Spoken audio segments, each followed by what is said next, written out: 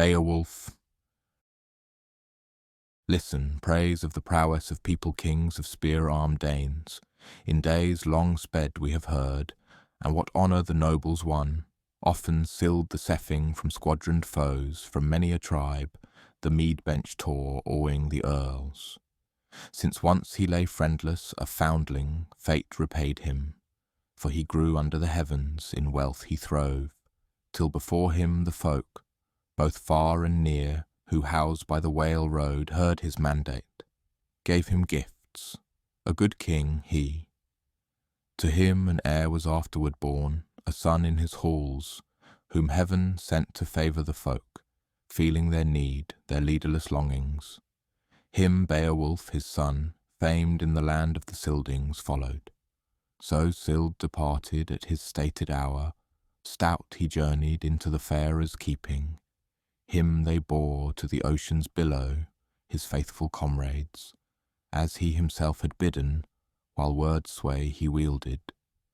There at the harbour stood the ring-proud ship, icy outbound the noble's vessel. They laid him, their loved lord, on the breast of the boat, the breaker of rings by the mast. Many a treasure fetched from far lands they laid with him. Never heard I of a keel more comely, adorned with weapons of war and garb of battle. On his bosom lay a heaped hoard, that with him must drift on the flood, afar to float. Then for seasons Beowulf the Scylding, dear king of Danes, held sway in the burgs, till from him Hrothgar, high-born, awoke. To him in mind it came that he wished to build a hall-building, a mead-house mighty, greater than men had ever heard tell, and there within would his folk repay with treasure and trinket. Heorot he named it. But a powerful demon, a prowler through the dark, dwelt in the gloom, and his wrath endured that he heard each day the din of revel high in the hall. Their harp notes swelled, clear song of the minstrel. Grendel this monster grim was called, march stepper mighty, who moors and fens held, fastness of filth. In the dusk of the night-tide he set his snare. He journeyed to the hall, found there within the noble band asleep after feast. He snatched up 30 thanes, and from there he strode, glad for his fill, to the fens again, his lair to seek, laden with slaughter. 12 winters' time torture suffered the friend of the Scyldings, every woe, unending sorrow. The dread Grendel, lonely prowler, warred on Hrothgar, till that splendid house stood idle and empty. This Higelac's thane heard in his home, great among Geats, of Grendel's doings. He was the mightiest man of valour in that day's life, noble and strong. He commanded a good wave-crosser be prepared. O'er the Swan Road, said he, I would seek the mighty monarch, since men he needs. The keel sailed out, foam-necked, bird-like, till the seamen saw the sea-cliffs shine, shores of the Scyldings. The warder of Scyldings, who the headlands held, saw shields and armour. What men are you, war-gear wearing, shields and shirts, who come thus driving a high-built keel o'er the sea-paths here? To him, the hero, the chief, gave answer, we are Higelac's men, his board-fellows bold. My folk-leader, famous king, the errand I bear him, open will tell. We have come to seek your lord and loyal, Healfdene's son, the shield of the Scyldings. We have heard that a destroyer, some stealthy demon, in the dark of night, with deeds of terror, works on Heorot horror untold. They journeyed then forth, the floorway followed, the paved path, the boar-heads glittered, bold o'er their golden-crested helmets. Wulfgar, a Wendel chief, spoke to his king. Here have journeyed from far-off regions o'er the surge of ocean seamen of Geatland, and the foremost leader, Beowulf named, begs speech with you. Do not deny them, Hrothgar gracious. In garb of war they seem worthy of earls. Hrothgar, helmet of Scyldings, spoke. I knew him of yore in his youthful days. His father was Ecgtheow. To him Hrethel gave king of the Geats his only daughter. Strength of 30 he bears in the grip of his hand. Now holy God in his grace has sent him, warden against Grendel. Beowulf spoke, his mail shirt shining. Hail! Hrothgar, hail!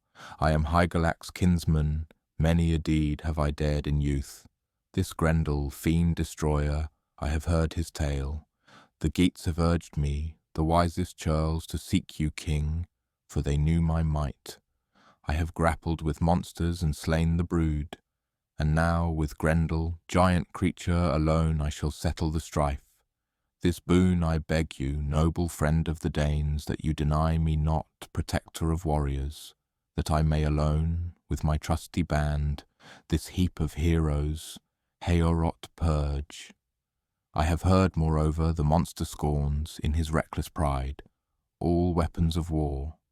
I too shall scorn, so Hygelac's heart, my liege lord, be joyful, to bear a blade. But with grip alone I shall grasp the fiend, foe against foe. He whom death snatches must trust to the doom of the Lord. Then Unferth spoke, Ecglaf's son, who sat at the feet of the Scylding lord, for he bore not that any man else on earth should ever achieve more fame under heaven than he himself. Are you that Beowulf, Brecca's rival, who strove on the sea in swimming match, where you too for pride the pools explored and foolishly ventured your lives in the deep? Nothing could advising, nor friend nor foe, from that sorry venture turn you. 7 nights you toiled in the tossing sea. He had more of might, him the waves bore up. Beowulf spoke, Ecgtheow's son. Well, friend Unferth, beer drunken, you have told of Brecca, and tilted with words. Truth, I claim it, that I had more of might in the sea, more strenuous toil than any man else. We two had boasted when we were striplings to wager our lives on the whale road. And so it befell. 5 nights we held till the flood divided us, churning waves, coldest of weather, and darkness dread. A hostile sea beast seized me fast, held me in grip grim. But it was granted me to pierce the monster with point of my sword. So I journeyed and slew 9 sea monsters of night. Never have I heard of a harder fight under heaven's vault, nor a man more wretched. Yet me the waves bore weary to shore, to the land of the Finns. Not of you have I heard such contests cruel, such strife of swords. Grendel had never wrought such ruin, your lords so shamed. If your soul were as stubborn, your spirit so fierce as you say yourself. But he finds no foe. Then laughter light from the heroes broke, the din resounded. Wealhtheow came forth, Hrothgar's queen, mindful of manners, gold adorned, and greeted the men in hall. To Beowulf, bearing the beaker, she spoke, thanking God that her wish was granted, that at last on a hero her hope could lean for comfort in evil. He, the warrior grim, took the cup, eager for combat, and spoke his vow, his formal boast. I held it my purpose when I mounted my keel, that I would wholly fulfill the wish of your folk, or fall in the battle, in grasp of the fiend. I shall work an earl's brave deed, or wait the end of my days in this festive hall. Then Hrothgar went to his rest, the helm of the Scyldings. He sought his bower. Against Grendel guarded the Geat, the mighty, his trust in his strength and the Maker's grace. He doffed his mail shirt, his helm from his head, gave his ornamented sword, choicest of weapons, to a serving thane. Then from the moorland, under mist of the hills, Grendel came gliding. God's wrath he bore. He set his eyes on the high-gabled hall. The door, though fastened with bolts of iron, burst open straightway at touch of his hands. Raging he trod the paved floor, fire in his eyes. He saw in the hall the heroes sleeping, the kindred band. His spirit laughed as the evil monster thought to sever, before day should dawn, the soul from the body of everyone. He struck first, swift on a sleeping thane, tore him unaware, bit his bone frame, drank the blood from his veins, and soon had eaten the lifeless warrior, feet and hands. Then he stepped forth nearer and set hand on him, the stout-hearted hero sleeping on his couch.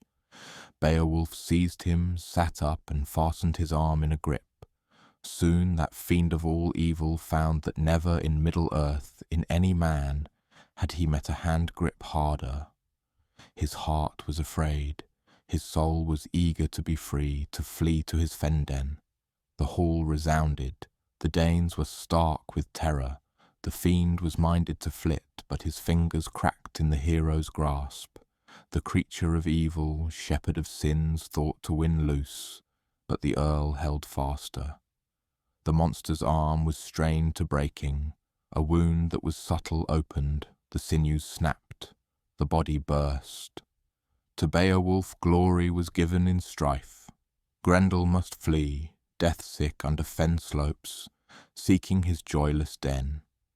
His life's end was near. When the morning arose, the task was fulfilled, the vow of the Geat. From far and near the folk leaders journeyed to gaze on the track of the vanquished fiend. And they fastened the hand, the arm and the shoulder, Grendel's whole grip, under the gabled roof. Then song and revel rose in the hall.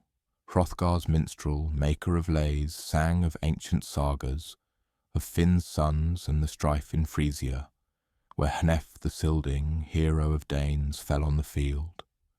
The song was sung, the gleeman's tale. Then Wiltheow came forth under crown of gold. "This beaker take, my noble lord," she said to Hrothgar. Then she turned to the bench where Beowulf sat. "Enjoy this goblet, my gentle friend. Wear these jewels, a mantle of mail, and thrive in your might. Your fame shall fly to the lands afar." They went to their rest, but a doom was near. Grendel was dead, but a wreaker of vengeance lived for the fiend. A monster of monsters, woman creature, Grendel's mother, was resolved to go on a grievous venture, her son to avenge. She came then to Heorot, where the Ring-Danes slept. Terror returned. She seized on a noble fastest asleep, Aeschere, he who was dearest to Hrothgar, his sage, his shoulder companion. She had snatched the known hand, the bloody trophy, and fled to the fens. Hrothgar's heart was heavy with sorrow. "Ask not of pleasure. Pain is renewed for the Danish people. Dead is Aeschere, my rune-teller, my right-hand man. Yonder fiend has journeyed her feud to avenge. I have heard my people who dwell in the land tell of two such mighty march-steppers who hold the moors. The one, as they know, was woman's shape.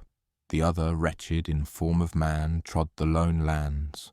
They dwell in a den, a secret country, wolf slopes, wind-swept nesses where a flood under earth flows, and a frost-bound wood hangs o'er the water. There a strange marvel is seen each night, a fire in the flood. That bottom knows no man. Though the heath-stepper, the antlered stag, seek that wood, pursued by hounds, his life will he lose, his soul on the brink before he will leap in. It is an unhallowed place. Beowulf spoke, Ecgtheow's son. "Sorrow not, sage. It suits us better friends to avenge than fruitlessly mourn. Each of us must abide the end of his life-work. Let him who may win glory before death. That is best for the warrior when his life is spent. I promise you she shall not protect her, nor in earth's embrace, nor in ocean's depths. Go where she will. Your woes I avenge." Then Hrothgar leaped up, thanking the Lord. They journeyed by the hills o'er the murky moor. At the edge of the wood they found the head of Aeschere. They gazed on the water seething with blood, with serpents and sea drakes. The hero observed his war gear, his coat of mail, his woven armour. He put on his helm. Then Unferth, the spokesman, loaned him a hilted brand, fronting its name. It was an ancient treasure, iron-edged, stained with battle gore, and never had it failed in the fray. The flood waves seized him, the mighty Geat. It was a day's full space before he saw the bottom.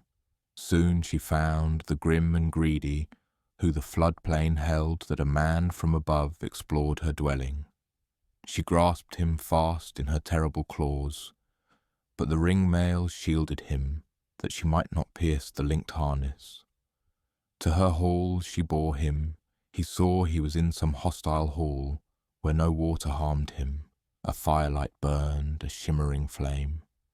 Then he saw the sea-troll, the mighty mere-woman.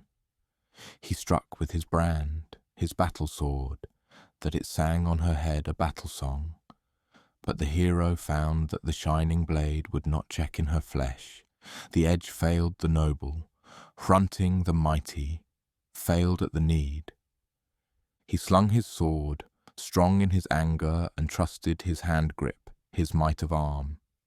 He seized by the shoulder Grendel's mother, and flung his foe in his fury to the floor. She repaid him swift with her cruel claws, and closed upon him. He stumbled and fell, weary of soul. She sat on the hall guest and drew her dagger, broad and bright-edged, her son to avenge. But on his shoulder the woven mail-shirt saved his life. He had failed in the fight, had not God shielded him. He saw amid the war gear a weapon of victory, an old sword of giants, doughty of edge, work of the Titans. He brandished the sword, reckless of life, and struck with his fury, that it split her neck, breaking the bone rings. The blade passed through her fated flesh. She fell to the floor. The sword was bloody. The hero rejoiced. A light gleamed forth. The place grew bright. He scanned the hall and saw Grendel lying, lifeless, war-weary, from the wound he received at Heorot. His body he severed, the head from the neck, the fiend's last injury to avenge. The sages sat, who with Hrothgar gazed on the water. The waves were troubled, churned with blood. They believed, the grey-beards, that the noble himself had perished, that the mere wolf had slain him. The 9th hour came.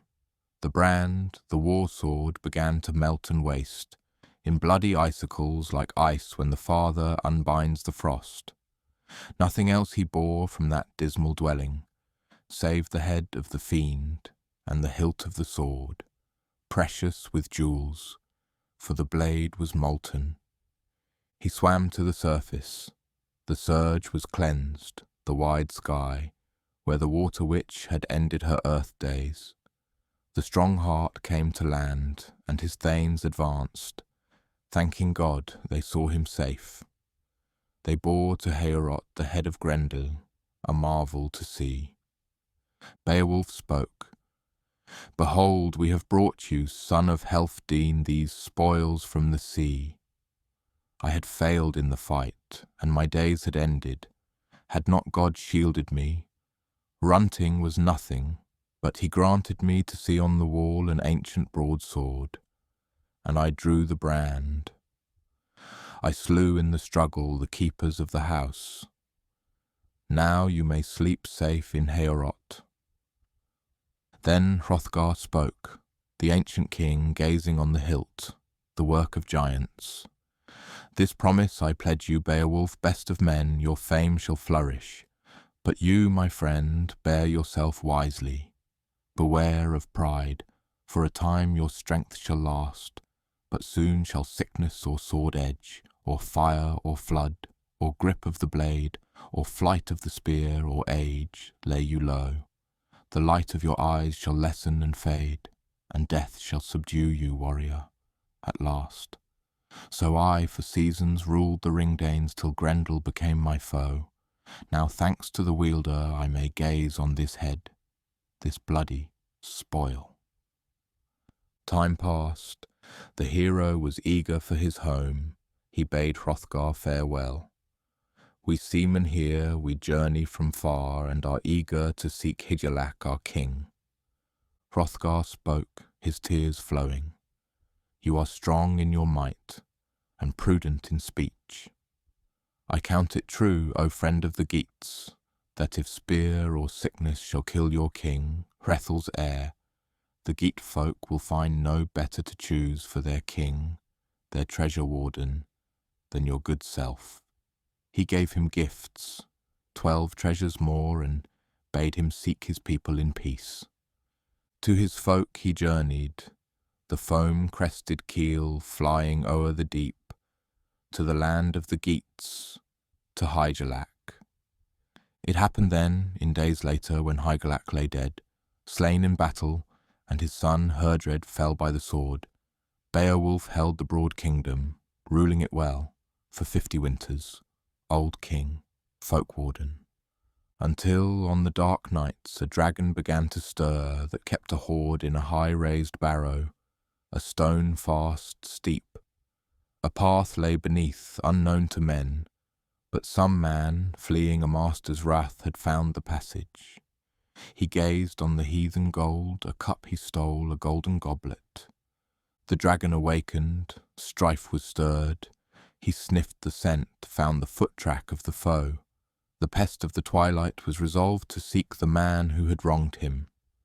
He waited for evening. Then swollen and blazing, the barrow warden flew, spewing flames. The folk's stronghold, the Geats' own fastness, the king's high hall, was melted in smoke waves. The fire drake's spite was wide renowned. He sought his hoard, his hidden hall, before the dawn of day. To Beowulf soon the evil news was told that his own high hall had melted in flame. His breast within, his heart thoughts, welled with sorrow dark. The sage thought he had angered the wielder. Soonest he commanded them, shelter of earls, fashion for him a war-shield all iron. He knew full well that wood of the linden nothing could avail against the flame. He scorned to seek the wide-flying pest with a throng, a host, for he dreaded not the dragon's warring nor counted his might.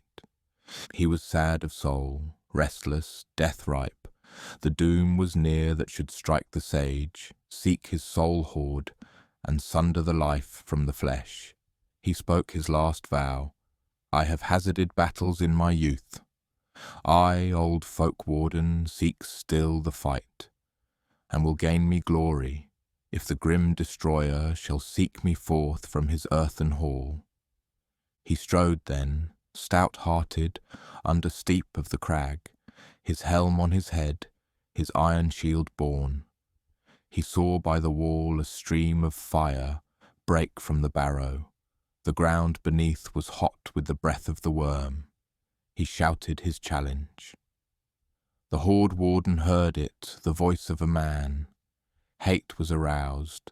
First came from the cave the hot breath of the fiend, a cloud of flame. The king of the Geats raised his shield, but the lindenwood guarded the good king not long.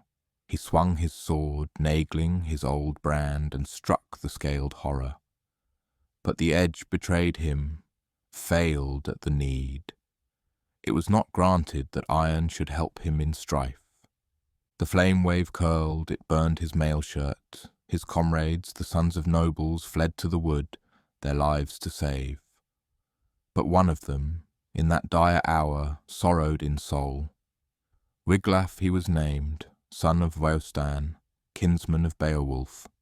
He saw his liege lord suffer the heat under his helmet. He remembered the wealth, the lands his lord had given. He gripped his shield, his yellow linden, and his ancient sword. He strode through the smoke-reek, speaking his word. O Beowulf dear, bear yourself stoutly.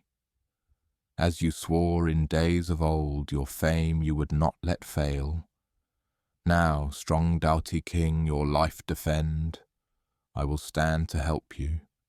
The fiend came on, fearful, fire-breathing. The wooden shield burned to the boss. The young hero stood under his kinsman's shield. Then the war-king, mindful of fame, smote with his main strength, that the sword-nagling stuck in the head, and shivered asunder.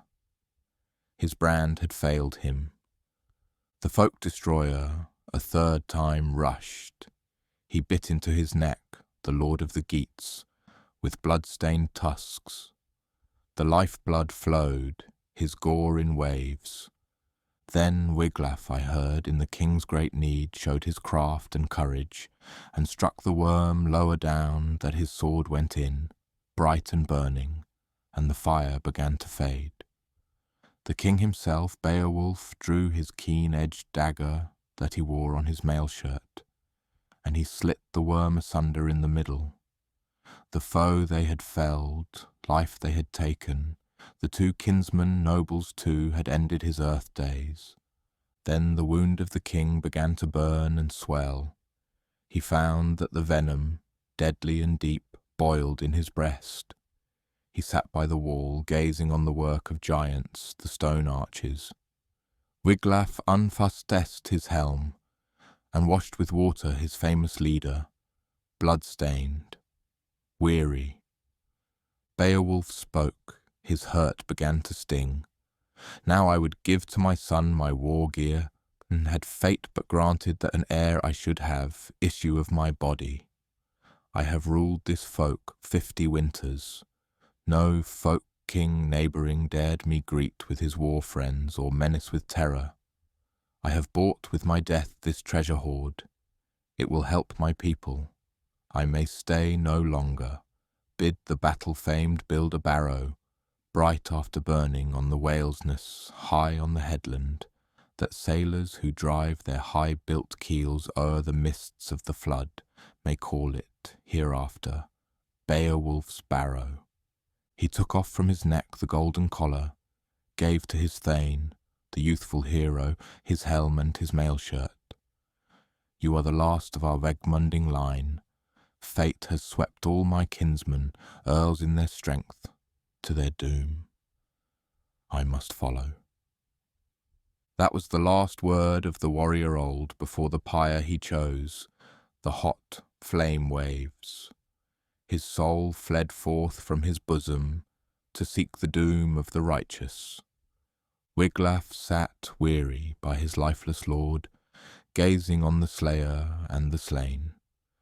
He spoke in sorrow to the faithless 10 who returned from the wood. Behold, any may say who truth will speak, that the king who gave you weapons and wealth flung away his life and wasted his war gear. When the battle came, small need had he to boast of his comrades. God, wielder of victories, granted me alone to shield his life.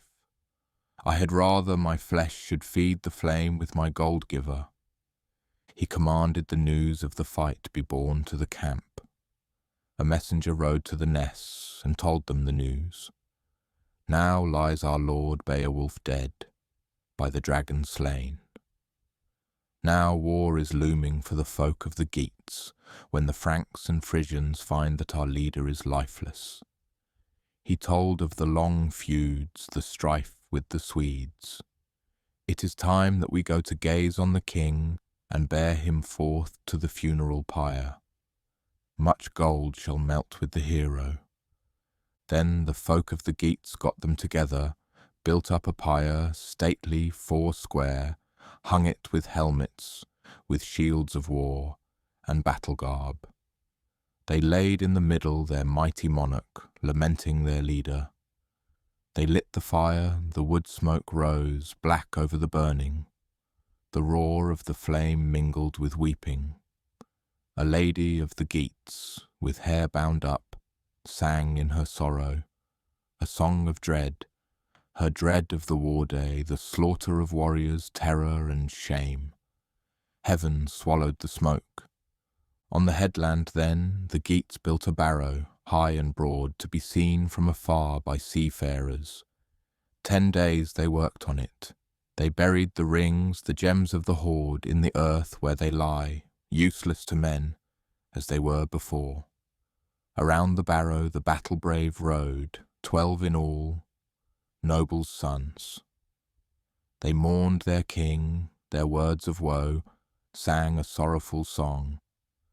They praised his earlship, his deeds of prowess, worthily praised. And they said that he was, of all kings on earth, mildest of men and most gentle, kindest to his folk, and keenest for fame.